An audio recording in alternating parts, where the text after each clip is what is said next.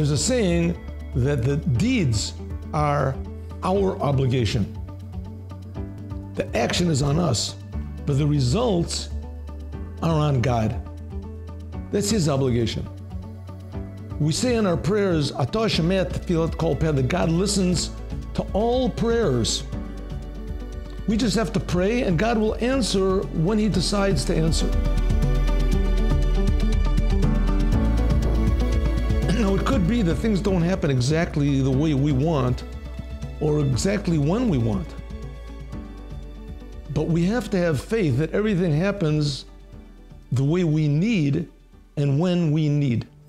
One example I think we can see from this last week's Haftorah portion, the story of Elijah the prophet, when he's pursued by Izebel that has just finished killing all of the prophets of God, and she wants to kill him. And he goes up on a mountain, and God asks him, "What are you doing here, Elijah?" And he said, "I'm coming because I'm jealous for you, God, and there's so many enemies, these people are terrible, and I would like you to take care of them." So suddenly there's this big, huge wind, and Elijah says, "Oh, that's good, that'll take care of the enemies." And a voice comes out and says, "No, God is not in the wind." And suddenly there's this huge, like, sort of earthquake, loud noise. And he said, "Okay, that'll do it also. That'll take care of the enemies." And a voice comes out and says, "No, God is not in the wind, and is not in the earthquake." I'm sorry. Then after that, there's a fire, a huge fire, and Elijah thinks that this is good. This will take care of him. And the voice comes out and says, "No, God is not in the fire." And suddenly there comes out a small, thin, silent voice. And he said, "That's God." And then God asks Elijah the prophet, "Tell me, what are you doing here?" Same question as before. And the commentaries explain that God is saying, "Now you know how I do things slow, and you wanted everything to be fast, so what are you doing here now?"